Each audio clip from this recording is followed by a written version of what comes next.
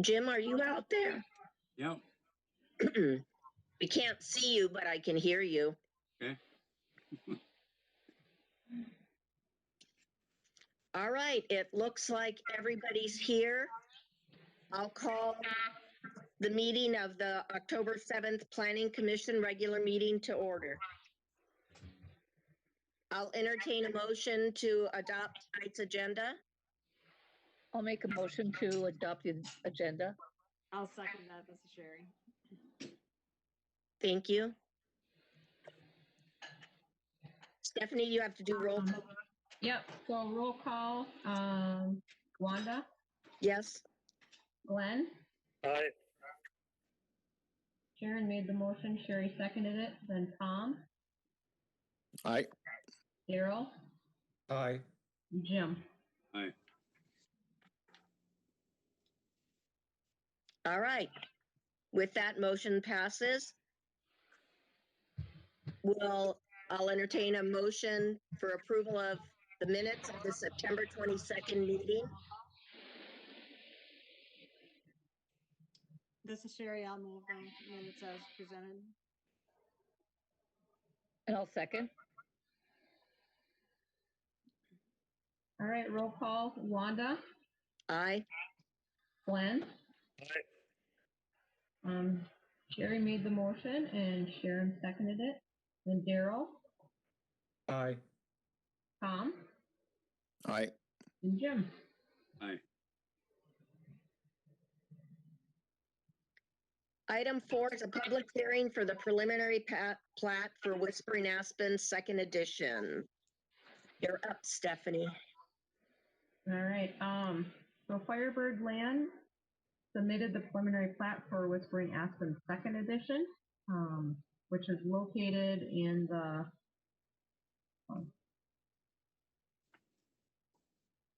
sorry about that, pushed the wrong button.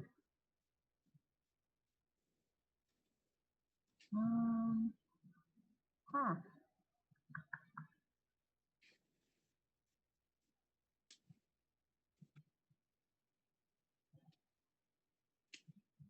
Is it sharing with you guys? Here we go. Okay. So this is located up in the northwestern corner of the city, Whispering Aspen. The Whispering Aspen plat was approved as a planned unit development back in 2004. And at that time, a ghost plat was submitted with it as well. The ghost plat was showing Outlot F as a cul-de-sac with 6 lots. Therefore, the preliminary plat for the second edition coincides with the ghost plat. Just for a little bit more background information, so the PUD, these are the lot requirements for it. So the lot sizes are at least 10,000 square feet. The lot width at the street is 75 feet. There are no details for corner lots, flag lots, or cul-de-sac lots. However, the front setback is 28 feet. The side yard setback is 10. The rear yard is 20 feet. So as stated, the amended and reinstated purchase agreement that was signed and executed back in January 8th of 2014 between the City of East Bethel and Firebird Land LLC. It states that the park dedication fee shall not require of the purchaser in the planning process, since parks are already included in the project. Therefore, there will be no park dedication fees that will be collected with this plat. And then access and streets, the preliminary plat requires the addition of a cul-de-sac. As stated again in the agreement dated January 8th of 2004, the second phase of this development will maintain street width and other similar design concepts to current existing streets in the first phase. Public Works, for all the staff, did review this plat. Public Works manager had concerns regarding the snow removal and management on the cul-de-sacs within this development. The number of driveways and lots on the cul-de-sac leave no room for snow storage. So can you see my cursor on the screen? Yeah. Yes. So there's six, 1, 2, 3, 4, 5, 6. So there's 6 lots right on this cul-de-sac here. And it doesn't show on the preliminary plat, but once you get the driveways in here, pretty much this whole front yard up at the street is all driveway. So there's not much yard area for snow storage. So that's what the public manager is referring to. And so, of course, the agreement says, that it's going to stay the same here. One thing that the public work manager does request is that the planning commission and city council take a look at this as we move forward with other stages of this development. So right now, Public Works will have to probably store all the snow in the middle of the cul-de-sac and remove it, come in with a front-end loader and remove it when the snow piles get too high, or if there's no room for the storage. So usually, typically on an urban cul-de-sac, there's about 3 lots fronting on them, leaving more room for snow storage. I know East Bethel does not address that in their code at this point with how many lots to be on a cul-de-sac, but that is something that we will be taking a look at.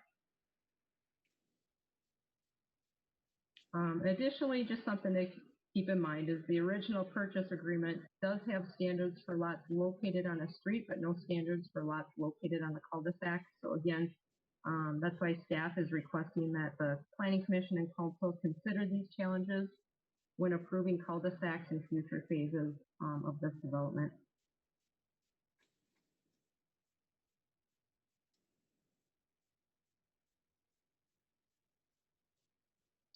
So at this time, city staff did complete the review of the plat. The city engineer and the city staff provided comments dated September 22nd of 2020, and those are attached in your packet. And then also the developer's engineer responded to city comments, so that's also included in that packet. Engineering comments do not affect the layout of the preliminary plat. So the plat, as we look at it, is good to go.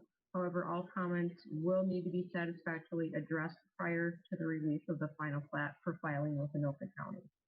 So at this time, the Planning Commission is required to hold the public hearing, gather public input, and make a recommendation to the council. An approval recommendation should be contingent upon the conditions set forth in the attached resolution. Mr. Mundell is online too if you have any specific questions for him.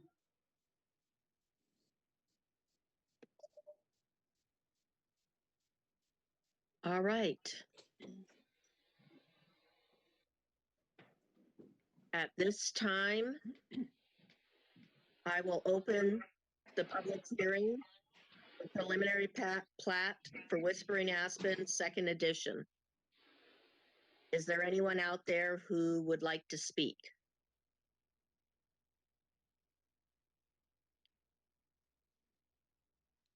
So this is Tom. So are there other cul-de-sacs in the area that we would have the loader in there to take out the snow? Is there one in the very near area? I know the snow can get high. When I moved away from home here for a while, in Coon Rapids, we had a very similar situation, and the snow was 5-6 feet tall, and it's kind of a pain, but I'm just wondering, if we have a loader with a half mile, maybe it's no big deal, but are we driving the loader from a distance just to go clear out that snow? Tom, there is only one cul-de-sac in the development that the city comes out and deals with. I'm sorry, can you repeat that? There's already one existing cul-de-sac in this development that the city deals with. Okay, so we're already out there once, so another one isn't going to make a big difference then. No. Okay. And is that the one with the 4 houses on it? I couldn't hear you. What'd you say, Wanda? Is that the one with the 4 houses? Yes, I believe there's 4 on there.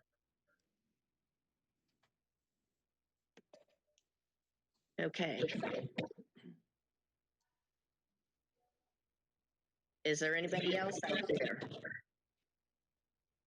This is Sherry. I have a question. If there's no public ready to make waiting to make comment. My concern is if there's snow piled in the middle of the cul-de-sac and the city doesn't have time to go move it, what happens if the emergency vehicles need to get in there? And I know that the fire chief was sent this, but I didn't see any comments from him. So that's my only question, and I don't want to hold up moving forward on this, but I would ask that the council get comments from the fire chief before they make approval, because if that snow is piled up 6 feet high or more, and it can be before the city has time to move it, what would happen with emergency vehicles? My only concern. Thank you.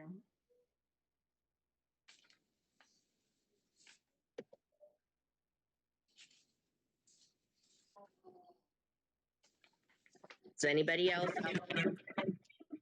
So with the whole thing there, is the city do this?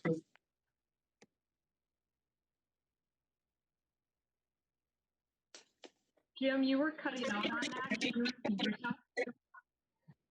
I said, all the cul is the city always want to do this? All their design, or is just because the design of this one big enough to put this?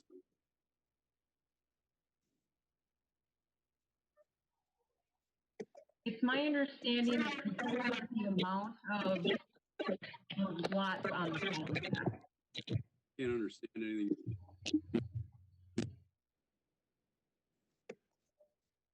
Can whoever's not speaking be on mute, and we'll try that again? Go ahead, Stephanie. My understanding is because of the amount of lots that are on the cul-de-sac. So the cul-de-sac is pretty much the size of the other cul-de-sacs out there. It's just that there's so many lots off of it, so many driveways, so there's nowhere to push the snow except up into people's driveways. But otherwise, the size of it is what you see pretty much throughout the city. So then that's the city's responsibility to take care of this? Yes, the city takes care of all the public streets within the city. But no, this is an extra because of the size of the lot, so I don't feel that the city should be responsible to have to do all this extra work because the lots don't meet the normal size. Yeah, well, this again was approved in 2004 as a planned unit development. So, That's another question. I mean, if this is approved in 2004, we should probably be looking at the contract that was drawn up then. That's years. yeah, well, right now we're looking at the plat as it was approved. When was this approved? Well, this was part of the ghost plat that was approved. That's part of that, the agreement, the purchase agreement. That's not good for the city.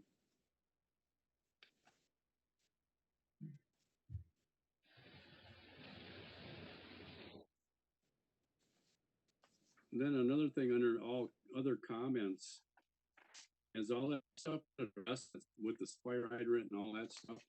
Has that been agreed on that they're gonna replace it with a new one? Well, the plat won't move forward until all those comments are addressed, and that's how we deal with any of the developers out there. We have a list of comments and things that need to be taken care of, and once those are taken care of, then the plat moves forward. So then that hasn't been taken care of yet. No, it's preliminary still. Okay, same with the water main, the piping and all that stuff too. Yep, no, that'll be taken care of once they start building it. Once we start what?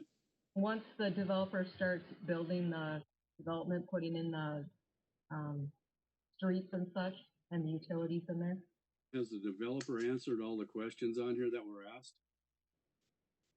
Yes, they responded to the engineering comment. Okay, because The developer's engineer has.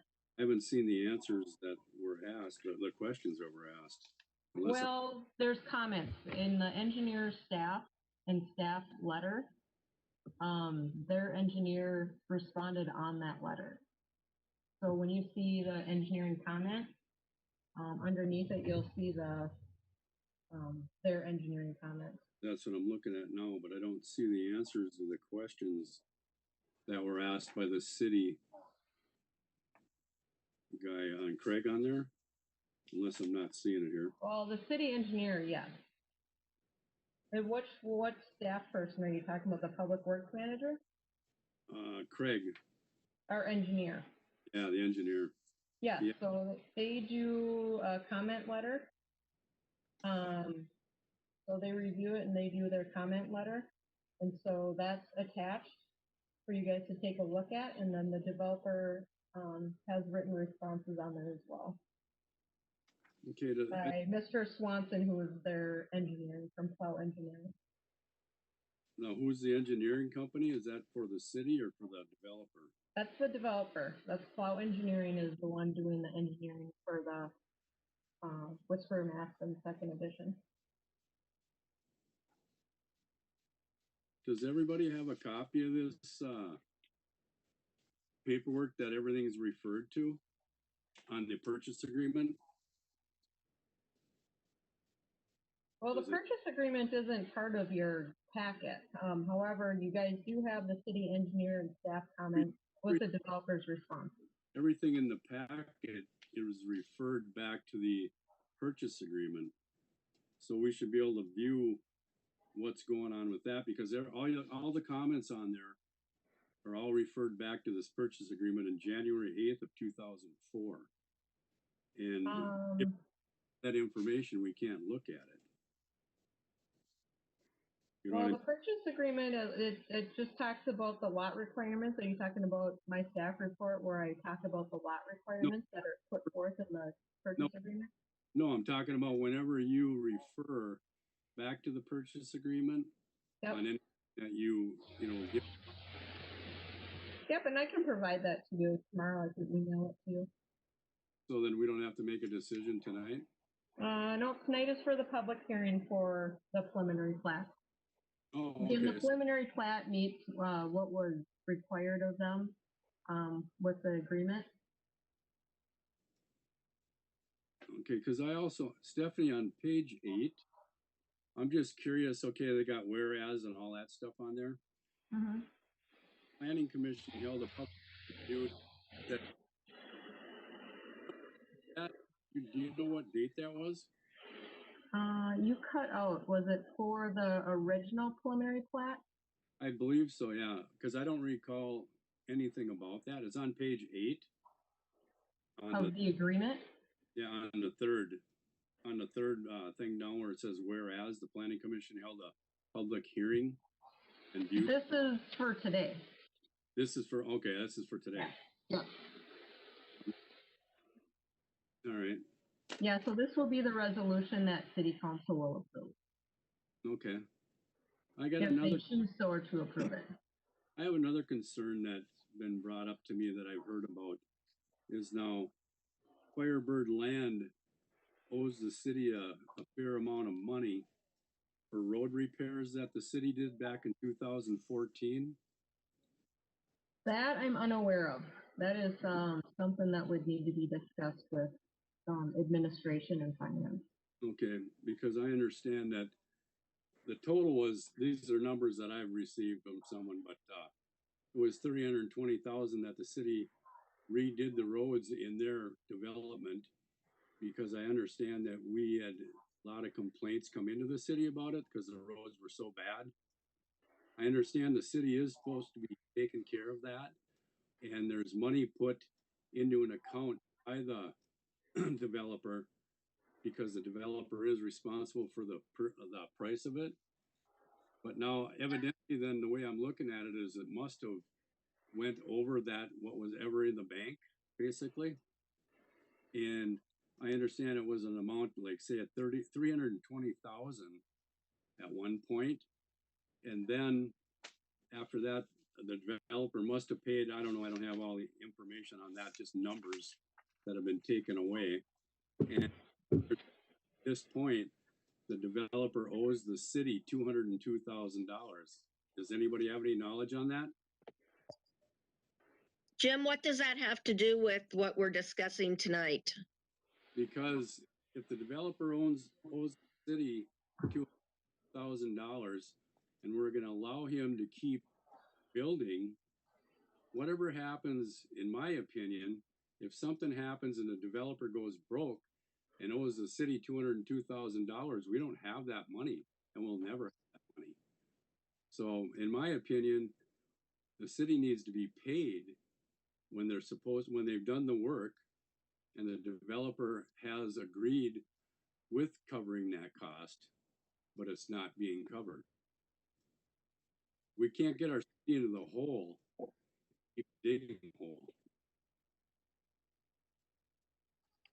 Does anybody understand what I'm saying or have any questions? Well, is this hearsay, Jim? I'm sorry, but is this hearsay or is this something you know for a fact? Jack has all the numbers. Jack, are you on here?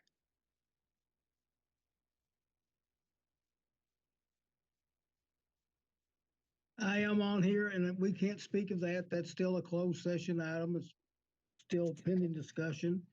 So I can't address that question. It's just something that the city needs to look for. And we need to make sure that that's not happening.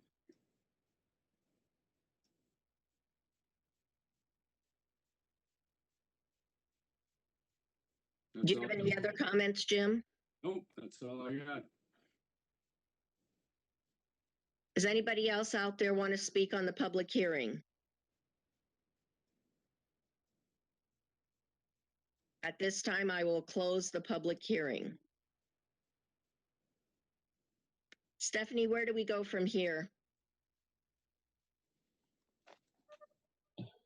Well, you can, it's up to planning commission if you want to make a recommendation of approval or denial, tabling. All right. So, All right. it's time for a motion unless you want to discuss more. Is anybody else? I'll make a motion to table this until we get the question. Jim, do you have something else? Yeah, I said, I'll make a motion to table this until we get the questions answered that we're asking.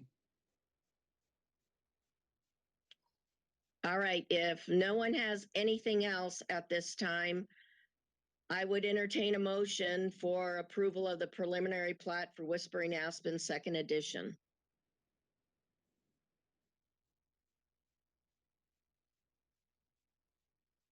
You can't do that because Jim has moved to table, Yeah. so you would be looking for a second to his motion right now. Oh, I didn't hear the table. You guys all Yes. went blank. Jim Oh. has moved to table until the requirements have been satisfied of the city. Is that correct, Jim? Yes. But the requirements of the city don't need to be done until the building started. I'm confused. I'm not sure what you're asking, Jim. Like I had said before, that the developer owes the city a fair amount of money that we need to check into before we continue to let them build. And I mean, we got to have some kind of a payment commitment when they're responsible for taking care of the roads. And the city in 2014 redid all the roads, but their funds were not enough to pay for it. So we can't. I understand that, but that doesn't have anything to do with approving the preliminary plat. And as Jack has said, he can't comment on that. So I don't know what you're asking, really. We need an answer, is what I'm asking. I mean, unless you guys all agree that the $202,000 is not a big point. I guess I'm afraid, Jim, that where I'm sitting in this is I don't have any information saying that, yes, that's correct, or no, that's not correct, other than what you're telling me. And I feel like we need to go forward and that doesn't affect what we're doing now. We do have the opportunity to ask the developer if that would help clarify the questions that generated the motion. Brian, do you want to address that or are you under the same thing as Jack? I'll address it. Okay. You're muted. Yes, I will address that. The fixing of the roads, the city did an analysis of the cost of the roads In 2004. in 2004. I was responsible for $125,000. And there are documents in my possession showing what the analysis was. I agreed to that. And to fund that, I agreed to pay a fee at the sale of each home, which is still being collected. So, and I have already paid far more than that money. So that was the limit that was set for me at that time. Because I was in no way going to purchase a piece of property and be responsible for city roads forever and ever. And that's where it stands, and that's what it is. So, So then another, and you don't owe the city $202,000? I don't know the city of Nickel. Oh, really? Oh. All right, then we need to get them answers then, because then it's misled to everybody then. And if it's wrong, I apologize for that. This has never been brought up. This is the first I've ever heard of it. Because the way the contract reads that you're responsible and you pay $2,000 per home to the city. And this is the way I interpret in your contract, that money goes into an interest-bearing account and it, accrues interest. And then when the roads are repaired, the money, if not enough for it, you as the purchaser are supposed to cover the rest. Am I reading that right or no? But what you're not seeing is the analysis that was done and the value that was placed on that. You're not seeing that. So it's not in there? Is what I you're have all the documents. What's that? I have all the documents. Okay, that's what I want to see then. The city should have all them documents in their possession. Every Okay. single document that I have, the city has. Okay, you were cutting out. I couldn't understand what you're saying. You should address these questions to the city because they have all the documents. Okay, all right, I'll do that. Okay, Jim, I'm back again. Hey, Okay, since Jim made the motion, can everybody mute themselves? I'm getting too much feedback. Thank you. Since Jim has the motion on the table, that's something that does need to, you guys need to take a call on that. Well, not, See if it, you would, if it doesn't have a second, it automatically fails. yes, exactly. So does Jim have a second?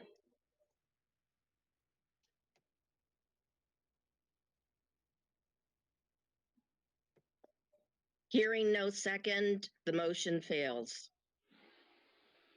We move on to, do I hear a motion to approve the preliminary plat for Whispering Aspen Second Edition? Wanda, this is Sherry. I'll make the motion, and I would also like to add to the staff recommendations that they make sure to get input from the fire chief on the cul-de-sac with the snow piled up during the winter. That's my only concern. Otherwise, I will make the motion to move forward. Thank you. Do I have a second?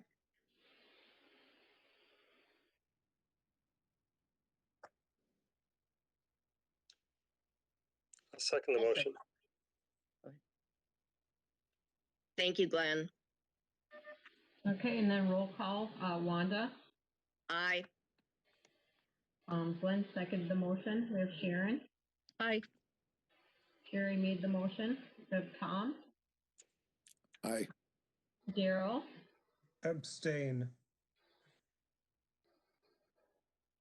and then Jim. No, All right. I have 4 ayes, one abstain, and 1 no. Motion goes to the city council. Yeah, we had 4 ayes on that. Yep, 4 ayes, 1 Or abstain, and 1 no. Sorry about that. 5 ayes. 5 ayes. Yeah, 1 abstain and 1 no. And then this will go to the November 9th city council meeting. All right. Thank you, everybody. Item 5 is updates.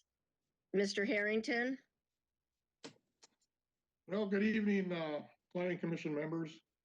First of all, we approved the variance for a reduction of a side yard and structural setback for a septic on 19361 East Front Boulevard. We approved an administrative subdivision, a lot line adjustment for the properties of 20418 and 20204 on Highway 65. That's you pulling parts and Mr. Adam Arneson's property. We approved an administrative subdivision for 4525 Fond Lake Drive. We approved an IUP for keeping farm animals at 23138 Sunset Road. And I'd just like to remind everybody that this weekend is daylight savings time. Put your clocks back. If you can, change your batteries in your smoke detectors and CO monitors. And one last thing, as of today, we've had 800 absentee voters. And I'd just like to remind everybody that the city hall is open Saturday from 10 to 3, and Monday it'll be open an extra hour. Instead of 8 to 4, it'll be 8 to 5. And that's all I've got.